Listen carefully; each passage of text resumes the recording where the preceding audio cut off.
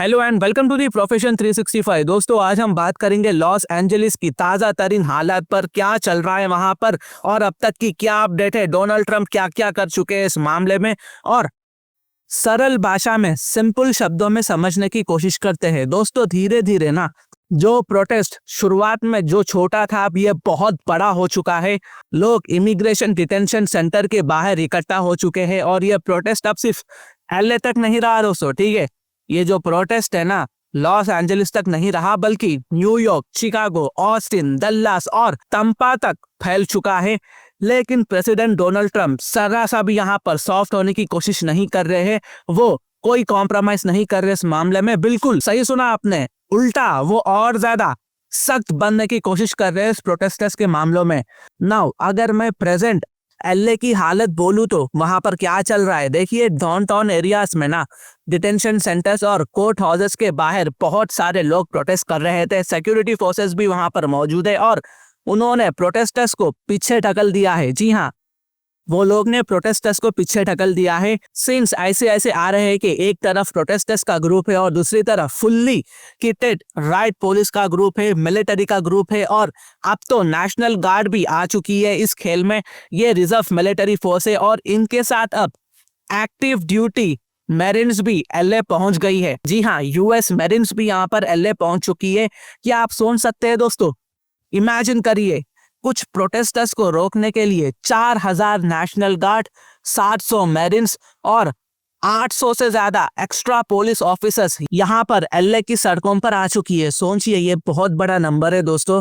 पता नहीं Donald Trump के दिमाग में क्या चल रहा है, लेकिन दोस्तों डोनाल्ड ट्रंप ने यह बात साबित कर दी है कि एलए की सड़कों पर अब ऐसी फोर्स मौजूद है जो पहले हमें कभी नहीं देखी। जी हाँ, पहले हमने कभी नहीं देखा।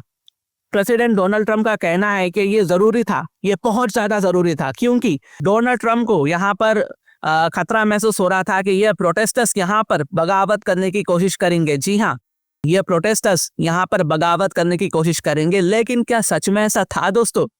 क्या वाकई में डोनाल्ड ट्रंप सही सोच रहे हैं? क्या ये प्रोटेस्ट इतने बड़े बड़े हो चुके हैं कि ये बगावत करने आए, या फिर ये सब सिर्फ पॉलिटिकल स्टेटमेंट के लिए था? डोनाल्ड ट्रंप ने मेरिन्स को सिर्फ फेडरल बिल्डिंग की हिफाजत के लिए भेजा है, लॉ एंड ऑर्डर का काम नहीं है इनका। लेकिन एनीवे लोकल ऑफिशियल्स को यह पसंद नहीं आ रहा है। एलए के मेयर ने कहा है कि ये कोई एक्सपेरिमेंट लगता है डोनाल्ड ट्रंप का, और उनको ये समझ नहीं आ रहा है कि मेरिन्स की जरूरत क्यों है यहाँ पर, जब पहले ही नेशनल गार्ड मौजूद है। जी हाँ, जब पहले ही एलए में नेशनल गार्ड तैनात थे, फिर डोनाल्ड ट्रंप को यूएस मेरिन्स बुलाने की क्या जरूरत पड़ गई? और दोस्तों ये जो डोनाल्ड ट्रंप का मूव है ना, ये बिल्कुल रेयर है, ठीक है। अगर मैं यूएस मेरिन्स की बात बोलूं तो मेरिन्स को आमतौर पर फॉरेन ऑपरेशंस के लिए यूज किया जाता है, ठीक है। घर के अंदर नहीं, मेरिन्स को घर के बाहर इस्तेमाल किया जाता है, यूएस के बाहर इस्तेमाल किया जाता है। लास्ट टाइम ऐसा 1992 में हुआ था, जब एलए में राइट्स हुए थे, दंगे हुए थे। उस वक्त 60 से ज्यादा लोग मारे गए थे और 2000 से ज्यादा लोग घायल हुए थे। अब तक 2025 में इतना नुकसान नहीं हुआ है, लेकिन सिचुएशन अभी भी ज्यादा टेंस है दोस्तों।